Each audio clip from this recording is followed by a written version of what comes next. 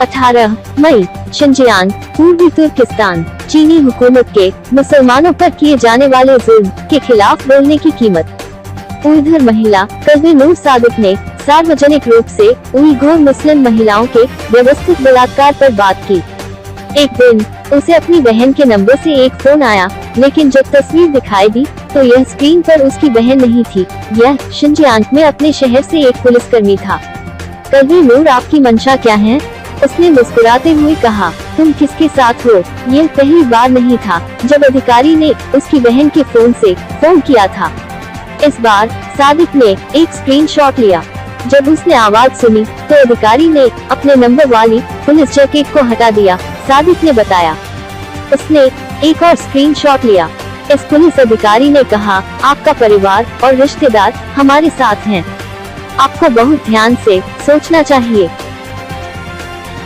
23 मई, Xinjiang, पूर्वी तुर्किस्तान, चीन द्वारा उइघुर मुस्लिम अब्दुल अल हाशिम को कुरान का अध्ययन करने के लिए अपने बेटे को पढ़ने भेजने के लिए 19 साल की सजा सुनाई गई थी। उइघुर मुस्लिम अब्दुल अल हाशिम एक टीचर था जिसे गिरफ्तार कर लिया गया था और 2017 में एक चीनी कंसंट्रेशन कैंप में भेज दिया गया था। बाद में उन्हें अपने बेटे को कुरान का अध्ययन करने भेजने के लिए 19 साल की सजा सुनाई गई थी। मई 2021 में कुनेस की मैक्सिमम सिक्योरिटी जेल में कैद के दौरान उनकी मृत्यु हो गई। उनके परिवार के अनुसार जेल में रहते हुए यातना के परिणाम स्वरूप उनकी मृत्यु हो सकती है। 24 मई, उइघुर मुस्लिम इमिन जान को 2019 में एक कंसंट्रेशन कैंप से 2 घंटे के लिए रिहा किया गया था। उइघुर मुस्लिम इमिन जान को 2019 में 2 घंटे के लिए एक कंसंट्रेशन कैंप से रिहा किया गया था, जब उनके परिवार ने चीनी अधिकारियों से अनुरोध किया था कि उन्हें अपनी बेटी की शादी में शरीक होने की इजाजत दी जाए। यह वह तस्वीर है जो उनके परिवार ने उनकी अस्थायी रिहाई के बाद ली। शक्तियों की तरह चीन ने भी आतंकवाद के खिलाफ युद्ध की आड़ में मुसलमानों की हत्या, बलात्कार और उनको कैद किया है। चरमपंथ का मुकाबला करने के लिए पुनर्शिक्षा शिविरों यानी री एजुकेशन कैंप की स्थापना की है, जहां यह अनुमान लगाया जाता है कि इस्लाम छोड़ने के लिए मजबूर करने की कोशिश में 1.5 मिलियन यानी 15 लाख मुसलमानों को जेल में डाल दिया जाता है और उन्हें सबसे क्रूर यातनाएं दी जाती हैं। एक ऑस्ट्रेलियाई थिंक टैंक ने 2020 में प्रकाशित एक रिपोर्ट में कहा कि चीनी कम्युनिस्ट पार्टी यानी सीसीपी ने चीन के उत्तर पश्चिमी क्षेत्र जिंजियांग में लगभग 16,000 मस्जिदों को कथित तौर पर तोड़ दिया है।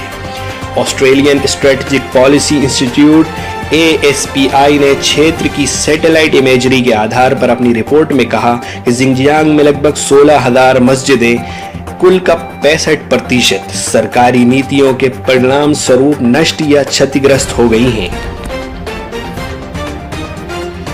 बच्चों को उनके माता पिता से जबरन छीन लिया जाता है और गैर मुस्लिम परिवारों के साथ रखा गया है ताकि उन्हें गैर मुस्लिम के रूप में पाला जा सके।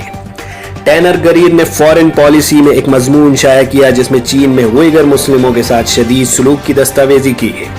वो चीन के पश्चिमी इलाके के 12 मिलियन उइघुर और काजिक मुस्लिम शहरियों को कंट्रोल करने के लिए बनाए गए निगरानी और दहशत ज़दा करने के एक वसी निज़ाम की वजाहत करता है। उसने 48 तरीकों में से कुछ की फहरिस्त दी है, जो किसी को हिरासती कैंपों में दाखिल होने,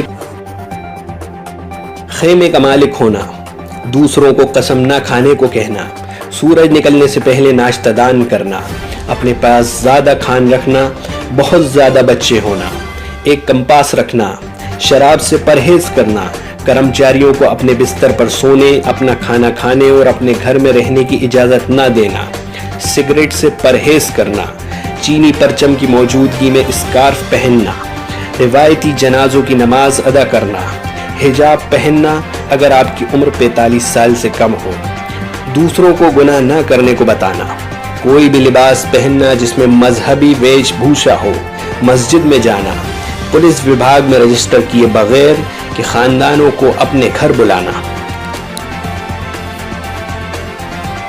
ये तरीके खवातीन की इज्जत और वक़ार की खिलाफ वर्जी करते हैं और इस्लामी सामाजिक निज़ाम के कवानीन के लिए बहुत हसास हैं। मुस्लिम खवातीन को जिन खौफनाक आजमाइशों का सामना करना पड़ता है उनमें से एक ये है कि उन्हें सियासी तालीमी कैंपों में एक वसी नेटवर्क में भेजा जा रहा है जो उइघुर को रखने और दोबारा तालीम देने के लिए बनाए गए हैं। जो लोग अपनी इस्लामी संस्कृति से बहुत ज़्यादा जुड़े हैं। इन कैंपों में 6 लाख से 1.2 मिलियन मर्द और औरतों को रखा गया है। मुस्लिम खवातीन को इन झूठे अंतर्राष्ट्रीय कवानीनों के जरिए तर्क कर दिया जाता है, जो जिनको आज़ादियों की सुरक्षा का मुहाफिज माना जाता है, और इससे भी बदतर यह है कि उनको इस हाल में उनके अपने मुसलमान शासक छोड़ देते हैं, जो अपने अरबों डॉलर का फौजी साजो सामान सिर्फ यमन और दीगर इलाकों में अपने साथी मुसलमानों के खिलाफ इस्तेमाल करते हैं, जहां पश्चिमी देशों ने उन्हें हुक्म दे रखा है। मुस्लिम बहनें बर्मा, शाम और बाबरकस सरजमीन फिलिस्तीन और पश्चिम में हर तरह की तकलीफ का शिकार हैं, जहां इस्लाम में इजहार को जुर्म करार दिया जाता है और उनकी आज़ाद सोच रखने वाले दानिश्वरों के तौर पर कदर नहीं की जाती, जो अपने लिए उदारवादी मूल्यों की गुलामी नहीं चुनते।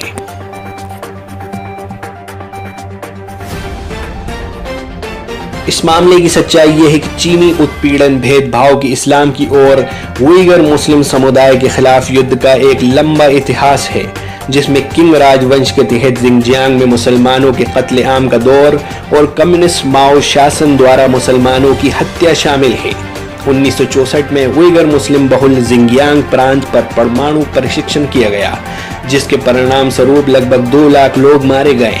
वैज्ञानिक सबूतों के बावजूद चीनी अधिकारी अभी भी इन घटनाओं से इनकार करते हैं, जैसे वे हिरासत शिविरों यानी कंसंट्रेशन कैंप में होने वाली यातना और दुर्व्यवहार का इनकार करते हैं। विडंबना यह है कि माओ के शासन के दौरान ही पहले पुनर्शिक्षा शिविर का स्थापना हुई थी। अपने भौगोलिक और आर्थिक रणनीतिक अहमियत के कारण हर तरह की चीनी सरकारों ने जिंगजियांग को कंट्रोल करने का प्रयास किया है। ये खनिजों, तेल भंडार परियोजना की वजह से चीन ने पाकिस्तान में आर्थिक निवेश किया है, जिससे दोनों देशों के बीच भारी सहयोग और घनिष्ठ संबंध बने हैं। ये आर्थिक लाभ के लिए कि इमरान खान, एर्दोगान, मोहम्मद बिन सलमान जैसे मुस्लिम देशों के कई शासकों ने मुसलमानों के खिलाफ किए गए चीनी अत्याचारों की निंदा करने से इनकार कर दिया है। अफसोस की बात है कि अफगानिस्तान के तथाकथित इस्लामी अमीरात ने भी चीनी आर्थिक समर्थन की आशंका में चुप्पी का रुख अपनाया हुआ है।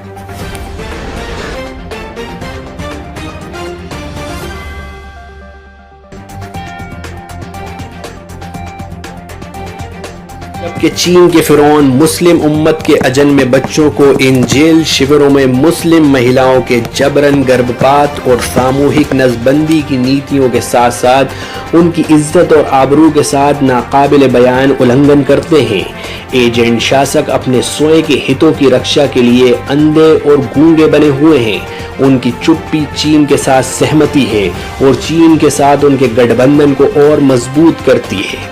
मुस्लिम महिलाओं के साथ दुर्व्यवहार के अलावा पूर्व बंदियों द्वारा रिपोर्ट की गई अन्य यातनाओं के तरीके में शामिल है जिस्मानी अजियत देना, बिजली के झटके, तनाव की मुद्रा में बिठाना, दीवारों से बाईं ओर लटकाया जाना, एक टाइगर चेयर का उपयोग जो उसमें रखे व्यक्ति को टांगों के लोहे और हथकड़ी से घंटों और घंटों तक रोके रखता है, अत्यधिक तापमान में छोड़ देना, नींद न आने देना, बिना गद्दे के ठंडे फर्श पर सुलाना, ठंडे पानी से भरे भूमिगत कमरे में खड़े रहने के लिए छोड़ दिया जाना, उंगलियों के नाखून निकाल दिए जाना। हम अल्लाह सुब्हानहू व तआला से दुआ करते हैं कि चीन में हमारी बहनें अपनी आजमाइशों में सब्र और तहम्मुल से काम लें।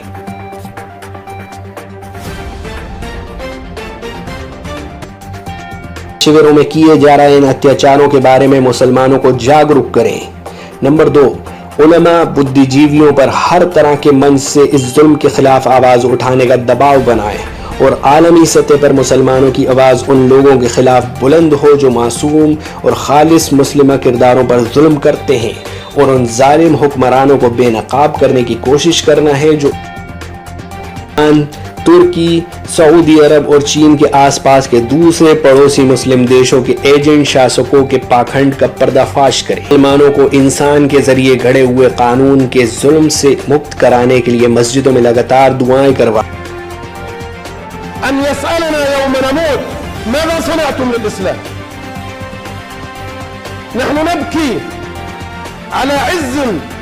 لابد أن نقيمه بأنفسنا وبأيدينا أو نموت. نحن لا نبكي نائحين، إنما نبكي بكاء المشتاق الذي يحمل الحنين إلى العز والكرامة والدين. المسلمون في كل مكان يتحركون ويتحركون كمدا على ما يحصل في إخوانهم في أرض الشام. ترى أهل فلسطين يجتمعون على جمع تبرعات لينقذوا أهل الشام من برد الشتاء. أرض مباركة ويحضرها عشائر فلسطين، عشائر الأرض المباركة وحرائر فلسطين، رفضا لاتفاقية سيداو وكل القوانين المنبثق عنها كقانون حماية الأسرة. نقول ويل لك يا ملك النذالة، ويل لك يا ملك العار.